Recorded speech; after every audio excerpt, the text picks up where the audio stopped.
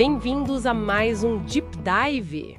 Hoje a gente mergulha em Marcos, capítulo 2. Estamos usando uma análise bem detalhada como fonte, tá? Exato.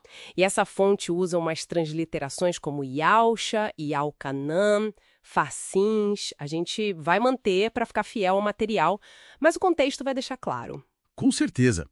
O palco é Cafarnaum, um lugar-chave por ministério de Yalcha na Galileia. E é aqui, nesse capítulo, que a coisa começa a esquentar, né? Os conflitos com as autoridades religiosas ficam mais evidentes. É o início, sim. Nossa missão hoje é explorar 4 encontros principais que mostram essa autoridade transformadora de Yalcha e como ele desafiou as tradições. Bora lá. E já começa com tudo, né? A primeira cena. Conta pra gente. Imagina uma casa lotada em Cafarnaum. Chega um paralítico carregado por 4 amigos com uma fé, assim, impressionante. Ah, a história do telhado. Essa mesmo. Eles descem o homem pelo telhado para chegar até Yalcha e a primeira coisa que ele fala não é a cura. Não. O que ele diz? Ele olha para o homem e diz: Filho, os teus pecados estão perdoados. Primeiro o perdão. Isso que choca. Nossa. E imagina a reação. Os escribas, os estudiosos da lei, deviam estar lá. Como eles reagiram? Na hora. Internamente, né? A fonte diz que eles pensaram. Isso é blasfêmia. Só o Criador pode perdoar pecados. Faz sentido dentro da visão deles. Mas por que tão visceral? Era só a questão de quem tinha o poder ou tinha algo mais, tipo do sistema que ele estava contornando? Ótima pergunta. Tinha sim, além da crença básica, existia todo um processo ligado ao templo, ao arrependimento e sacrifícios para obter perdão. Ah, entendi. E ao show, naquele instante, reivindica essa autoridade para si, de forma direta, na terra, fora de todo aquele sistema sacerdotal. E ele percebe o que eles estão pensando, né? Percebe e lança o desafio. O que é mais fácil? Dizer, seus pecados estão perdoados, ou dizer, levante-se e ande? Provocador. Muito. E aí, para provar o ponto... Ele cura o homem, a prova visível da autoridade invisível que ele acabou de declarar. Exatamente. E é nesse contexto que ele se chama de Filho do Homem, um título com ecos lá de Daniel 7, de autoridade divina. Afirmando que ele tem poder na terra para perdoar. Uau! Forte. Poderosíssimo. A cura valida a afirmação do perdão. Ele tem autoridade para as duas coisas. Ok. E logo depois disso, vem outra situação que causa estranheza, certo? O chamado de Levi. Isso. Levi é um publicano, cobrador de impostos para Roma. Que na época era visto como traidor, corrupto, impuro, né? Exato. E Yalcha não só chama Levi para ser discípulo, como vai jantar na casa dele. Com outros publicanos e pecadores. Isso devia ser um escândalo social e religioso. Total, principalmente para os fariseus, que eram muito focados na pureza ritual, na separação.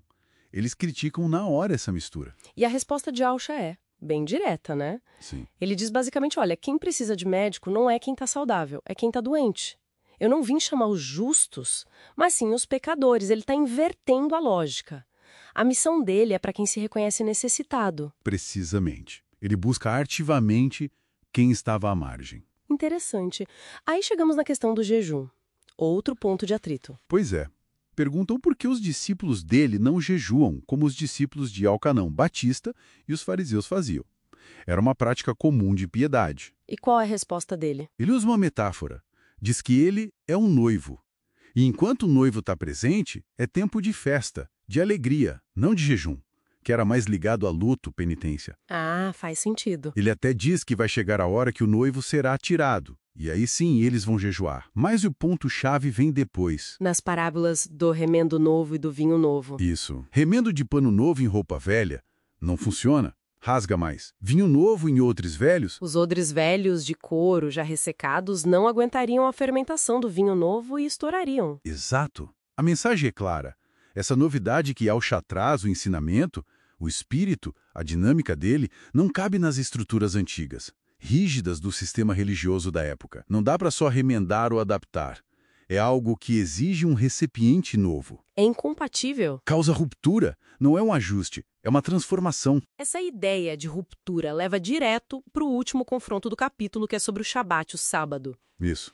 Os discípulos estão com fome, caminhando por um campo no Shabat, e começam a colher espigas para comer. E os farizinhos veem isso. Para eles, colher era trabalho proibido no Shabat, segundo a interpretação detalhada deles, a Halaká. Correto. Eles acusam os discípulos de quebrar a lei. E defende a eles, né? Ele cita o rei Davi, Dud, comendo os pães sagrados numa situação de necessidade. Sim, ele usa esse precedente para argumentar que a necessidade humana pode sim se sobrepor a uma regra ritual específica. Ele está colocando a pessoa acima da regra, de certa forma. E aí ele solta a frase de impacto. O Shabat foi feito por causa do homem, e não o homem por causa do Shabat. Isso já seria enorme. Restaurar o propósito da lei como um benefício. Já seria.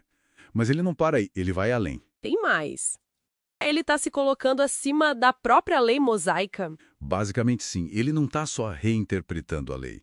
Ele está reivindicando a autoridade sobre a lei, como a autoridade final que define o verdadeiro sentido e propósito dela. É o clímax das afirmações de autoridade nesse capítulo. Incrível! Então, resumindo o capítulo 2 de Marcos, Yahusha mostra autoridade sobre perdão de pecados, sobre quem ele inclui na comunidade dele, sobre práticas religiosas como o jejum e, finalmente, sobre a lei do Shabá. Fica muito claro o choque, né? O vinho novo da mensagem e da autoridade dele versus os odres velhos do sistema estabelecido. E é importante notar que não são só briguinhas, são confrontos que revelam a diferença fundamental do que ele estava trazendo. Exatamente. Ele estava mexendo nas bases, mostrando que o que ele inaugurava exigia uma mudança radical, não só um ajuste. Isso deixa a gente pensando, essa dinâmica do vinho novo encontrando os odres velhos, ideias novas batendo de frente com sistemas rígidos. Onde será que a gente vê isso hoje? Boa pergunta para refletir. Onde essa tensão entre o novo que quer romper e o antigo que resiste se manifesta no nosso mundo? Fica aí a provocação.